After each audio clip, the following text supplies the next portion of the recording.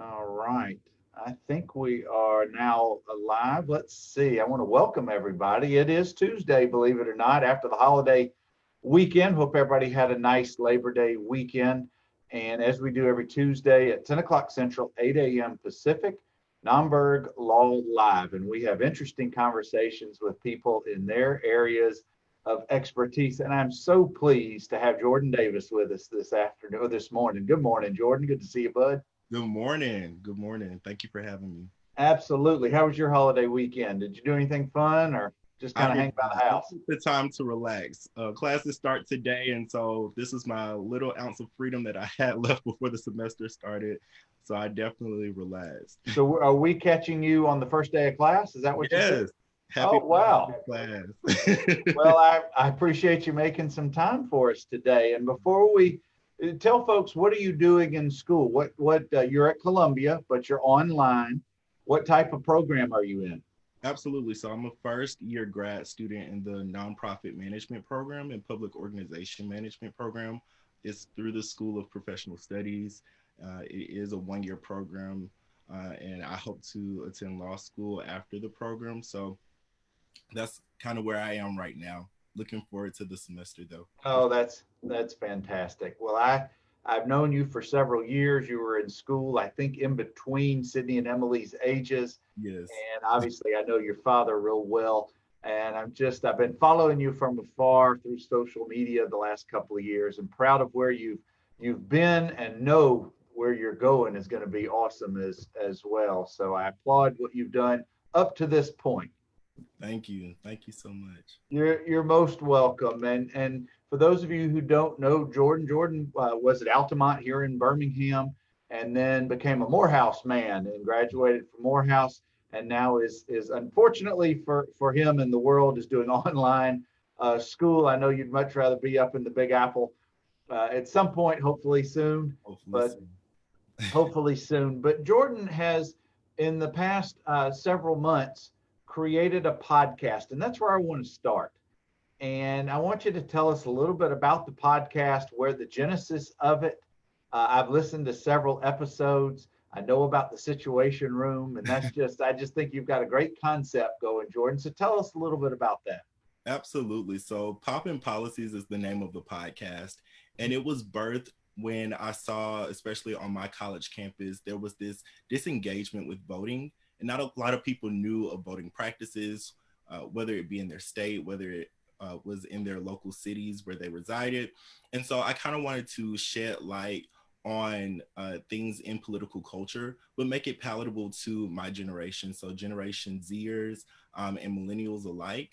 And so I bring on different guests, community organizers. I've had some politicians in the past couple of episodes come on, and we just talk about different things that are plaguing our society. There's a lot of things to talk about in politics now, but I kind of want to bridge the gap between politics, which is seen as this old guard thing that is very coveted, and there are gatekeepers, but I want people to know that there's a place for them as well in politics, because politics affects all of us. It affects our everyday lives personally, and so I want people to know that they have a seat at the table, and that is how the Situation Room came about. I want people to be in the Situation Room where things are happening, where conversations are being had, and feel like they're a part of the conversation, because far too often people have been marginalized and kept out of conversations for so long regarding policies and political culture and politics even. So And I know that building a podcast is a slow build. It's not a sprint. It's more like a marathon. absolutely. But you seem to have hit a real good stride from what I can see in the podcast. And I know every week you try to reach a few more listeners and a few more, and make your audience a little bit more engaged. Are you seeing that? Are you seeing more of a variety of demographics of people who are engaging with the podcast? Absolutely. I think as more high profile guests come on, I see a surge in listeners, and the subscribers is most definitely. It is a marathon for sure. I started back in March, and so just seeing the growth from March to now has been exponential. And I think that's because I have great friends and family like you who are supporters, who listen, who share. And that's the biggest way to get exposure in the podcast world, is sharing. It's word of mouth. And then kind of bringing those people along to say, hey, this is some really good information here. I think you would benefit from it by checking it out. So I think Well, I owe a lot to the listeners. I'm gonna put the link to the podcast in our show notes for folks who want to check it out after we're done here. I'm Absolutely. sure that Jordan would love a subscription, a rating, 5 stars, and a review. There you As go. everybody seems to have podcasts in their own genre and their own areas. And I applaud what you're doing. And I don't want to bring this up very often, but how old are you, Jordan? I'm 22 years old. And one of the things that for the older generations, folks who are not Z's or any of the younger crowd, it's hard for the old folks like us to appreciate, to uh, give a platform to the younger folks because you're so young, you don't know anything. You still have a lot to learn, and that may be so, but so does the older generation. Yeah. And what I love about podcasts and social media is it allows you as a 22-year-old or kids in high school or even some who are industrious enough younger than that, they can have their platform, they can be heard. Right. And I want you to talk a little bit about some of your guests that you've had on, because it's not just your neighbor or your relative. You're getting some very good guests who have a lot of reach, and it helps to spread that message that on the Poppin Policies podcast you're trying to share. So I want you to go into a little bit of that, Jordan. Yeah, so we've stepped it up with season two. Our first guest was Congresswoman Terry Sewell. We just recently had Senator Doug Jones. But while they are high profile in politics, I also want to um, expose other up and coming politicians. So I had an episode with two young folk who are identified as Generation Z and millennials. Who are running for city council in their respective cities. One is in Huntsville, Alabama. Anniston, Alabama, and the other is in Prairie View, Texas. And so they were able to come on the show and talk about what it's like, running as a Generation Zer in this big world of politics. And so it's not about just, having guests on who are big in the political scene, but it's also about reaching back and having what I like to call a Sankofa moment, and that's reaching back to grab others and expose them to the platform that I share, because this is not my platform. I did not build it alone, and I know that, and I find confidence in that. And so any way that I can help someone build their platform and build their exposure and build what they're trying to do that is positive, I'm in no way, shape, or form going to diminish that or dismiss that. So, Well, that's quite humbling and honorable of you, and it is true. You are the person out front, but you're the one also that they're being drawn to. hmm, And make no mistake about it, if it weren't for your knowledge, your education, your personality, and just folks who are driven to be part of what you're doing, if you didn't have all of that as a package, Jordan, people wouldn't come to you. They would not subscribe to your podcast. So I know that you're a humble young man, but I want you to take knowledge and know that people are noticing what you're doing. And that's what led me, not that my show is the biggest by far, but it's just yet another way for you and your podcast to get your message out. absolutely. Now, Jordan, we're what, 7 weeks out from the election. Some say it's the most important election in the last 50 to 75 years. And it would be, you and I could be here for days if we tried to bite off and discuss all of the topics that are issues. But I guess where I want to focus is your generation. If we can just kind of narrow down a little bit of what's important, what are you hearing? What's important to you? What's important to your colleagues, your friends, your running around pals? What are the Absolutely. most important things that are out there that really should be currently being discussed. Yeah, absolutely. Well, I say often that the decisions that we make today affect us, 30 years from now. So um, by the time I have children and even my children have children, the decisions that we make in 2020 have long-lasting impacts. And so one of those impacts is the Supreme Court. We have Supreme Court nominations on the ballot. There are federal judgeships at stake as well. And so I don't want people to get so caught up in this divisiveness that of the presidential election. And while that is important, there are many local elections and statewide elections that will be on the ballot as well. And so a lot of my friends, we're concerned about the state elections not getting the publicity that it needs. Those judges, those mayors. I know in a couple of cities in Alabama, there are some mayor races happening in October and in November, and so that's what I'm seeing with my friends. And I would like to say that my friends are politically savvy as well, so we're always in the know. But for those who don't know, we kind of try to educate them and try to bring them into the conversation and kind of educate them. And I've had conversations with people who just simply just don't know and are confused because you don't know who to believe in this age of truth versus false. And it's a lot to take in. And I understand why people shy away from it, but I think this is why podcasts like mine are so valuable and so vital during this time, because we're able to give voice to those things that usually don't have a voice. And so that's kind of what I'm hearing right now from my friends, just statewide elections and those judges, and how we can progress the nation forward from our very communities. And Jordan, what about, it doesn't matter the age or the generation.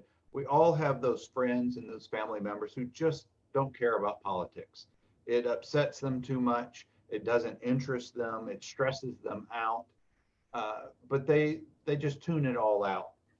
And I'm sure, just like I have those friends and family, I'm sure you do as well.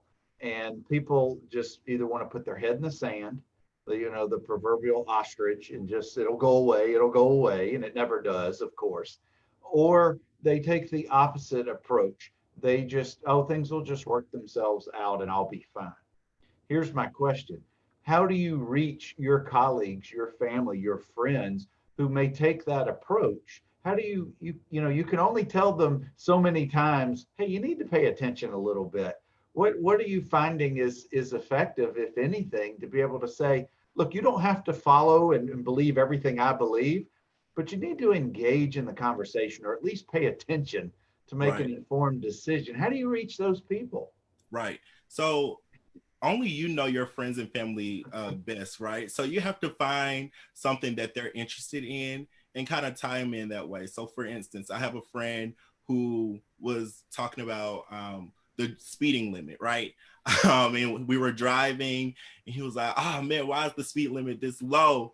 I'm like, well, if you went to your local elections, you would have a say so in how the speeding limit works, and if you increase it and if you can decrease it. And so I think tying it back to something that they're interested in, or that they're upset about, or that's something that stresses them out, and kind of tying it back to something political, I think that's the best way, because they get to see how real it is and how much power they have as citizens, really.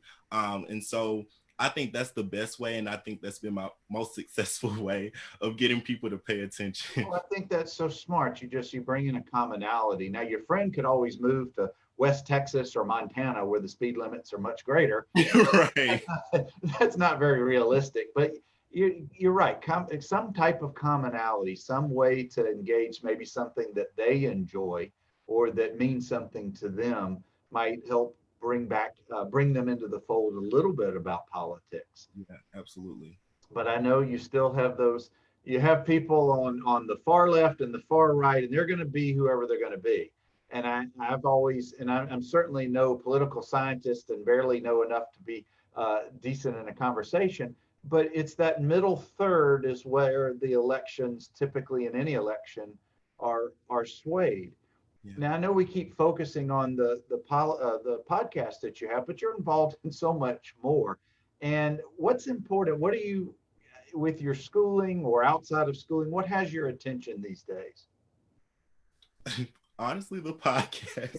I hate to say it. Oh, that Um, grind. No, I know that grind is real. I know it that. is. It really is. And so balancing that and then, school, that really has all of my attention and time these days. But the podcast has opened so many doors for me. Um, I think for the month of September, I will be on a panel or moderating a panel every week. So just the ways in which the podcast has just opened doors for me to get my voice out there. So that's why I say the podcast, because it has really just changed the trajectory of my life so fast. And so I'm appreciative of the platform for sure, and that's where all my attention goes to. Well, and I applaud that because that single focus and the what I have always heard is called the grind, just not allowing others to deter you from truly what is your passion. And it clearly shows in your discussions with your fine guests on the podcast. Now, here's a question for you that we see this all the time, whether it is on TV, on social media, whatever it is, it's a panel and you've got viewpoints from all different areas and they're discussing the topic of the day. Right. And I have yet to see one person change the mind of another person when it comes to certain political issues. I know you want to get out your argument and be heard for what you have to say. But here's my question. How do you deal with people on a panel, if at all? How do you deal with them when they don't even want to listen to what your side of the argument is? Is it even worth your time during that panel while you're live, while you've got an audience? Is it even worth your time to engage them on their level to see if you can bring about some type of change? That's so very hard. Yeah, it is very hard, especially in this day and age. But I think with panels, you have to lay some ground rules first and foremost before the panel even starts. Some boundaries that people will not cross during the panel, and hopefully the panelists adhere to them. But I know people get emotional, and sometimes that goes out the window. And so I think the biggest thing is for each side to like let their expression or let whatever they have to say just go. And then as the moderator, you have to be kind of like the moderator. You have to moderate the discussion. You have to control the discussion. You have to reel it back. So much power is on you to kind of control the panel. And so when that happens, you kind of just have to let the expressions and their viewpoints go, but still reassure everyone that this is a respectful place. This is a safe space. We appreciate everyone's viewpoints, and we know that everyone has different perspectives based on their experiences, and so we have to be respectful of those experiences and those perspectives. And we can disagree, but there's a way to disagree in a respectful manner. And so I think disagreement is actually healthy. Disagreement is should be respected and should be welcomed, because that is where we find, a solution in those disagreements. That's where we find a compromise. I went to a conference. It was more like a fellowship for 4 weeks in Lexington, Kentucky, and then we did 2 weeks in Lexington, Kentucky, and 2 weeks in DC. And it was the Henry Clay Center for statesmanship, and it was a compromise conference. And basically, we learned how to compromise because Henry Clay was said to be a great compromiser. And one of the key things that I got away from that was to listen to understand and not listen to respond. And I think so many times people are listening to respond, to try to clap back or try to get their viewpoint in a feasible amount of time. Because we live in a world of sound bites as well. So especially on TV, people want their sound bite, people want their 10 minutes of fame. But I really think if people internalize listening to understand, I think a lot of that would go out the way. I've always heard that there is a big, big difference between hearing and listening. Yes. I'm hearing you just because it's noise all in, if you're in my space. Right. But do you listen? Do you comprehend? Can you engage? I think that's so vitally important for any of these types of discussions. And guys, I'm talking with Jordan Davis. Jordan is he's currently enrolled at Columbia University in grad school. He is politically active. He's got an awesome Poppin Policies podcast that I put the links in the comments section. He also happens to be from Birmingham and an Altamont grad, where my daughters also went to school, and we're just talking a little bit about politics and the state of what's going on. But now I want to put the crystal ball in front of you, and I want you to give us two different scenarios that I know you've thought about many times. President Trump wins the election again. Yeah. How do we benefit? How does the world, how do the United States improve itself? Well, I think we have to realize, I've said it once before, that as citizens we have so much power, and I don't think people understand how much power they have, because as citizens you are the primary stakeholder, so you have the responsibility and the duty to hold your elected officials accountable.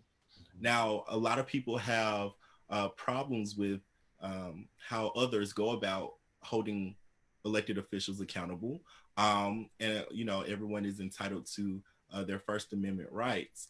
However, I think be more um, we have to be more cognizant of how we are holding people accountable, and if we are holding people accountable, we have to have solutions, right? We can't just be out picketing and protesting without any solutions. But there also, we have to meet, and I say this often as well, we have to meet our work in the streets with the work that we do inside of these offices, of these state houses, of these boardrooms, right?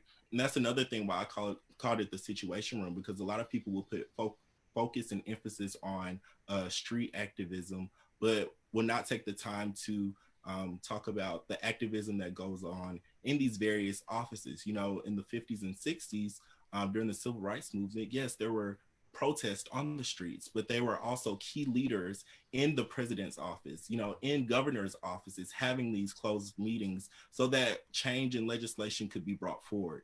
And so that's a key emphasis for me. We have to hold our elected officials accountable, and we have to be more vigilant in doing so.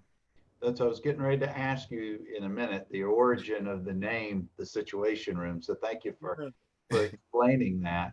And I think it's so vitally critical that if you're not registered to vote, this is why you need to register to vote.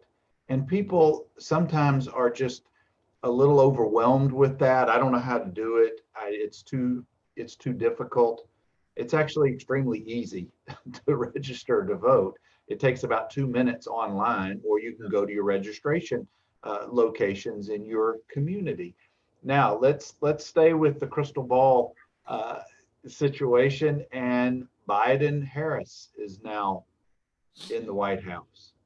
And for many people who lean that way in their politics and their policies, that will be a welcomed change. But for many others, there's fear that the economy will change, their pocket, what's in their pocketbook won't be as strong as it is right now. What approach do you think for the Gen Zs, for that change, for the change in leadership, will benefit them? Yeah. I know a lot of Gen Zers were upset because a lot of Gen Zers tend to lean far left and were feeling the burn the second time around. And so even having Biden as the nominee and Kamala Harris as the vice presidential nominee was it took some time to get over and to get accustomed to. But I think the same holds true for them. I think uh, because this is a new administration, we must give them time, and we must not hold them to the fire so quickly. But also, I think the same holds true once again with accountability. I think if you see something in your government that you don't agree with, I believe fundamentally that you should hold your elected officials accountable, whether that is by mail or by phone.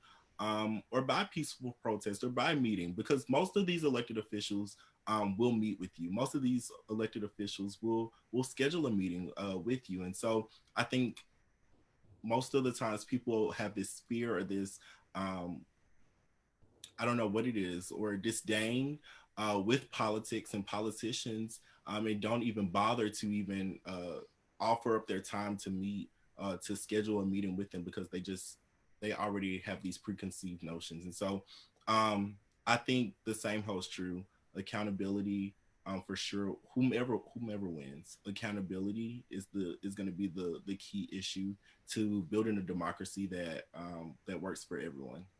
Well, it's it's too easy again for older generations to write off Gen Z and the younger generations. Again, they don't know anything, they don't have any power, they can't possibly comprehend what we've been through, blah, blah, blah. I think that's a huge mistake. I think that there's a lot of power in your generation, a lot of really brilliant minds that are being cultivated and are coming up through the ranks. And I'm sure at some point or another, either you have in the past or you will in the future, well, you'll be written off just because of your age, just so you don't know anything. Come back when you have some experience. Well, how do you get that experience if you're not given an opportunity? And I think you're making your opportunity by doing this podcast, by going to grad school at Columbia and those types of things. And here's my question for you is, let's fast forward a year from now, regardless who's in office. You've completed your studies at Columbia. What's next for you? Where do you go next after this? Are you optimistic? Are you pessimistic? Are you kind of on that fence of trying to figure it out? I'm optimistic. My dream job has been to write legislation.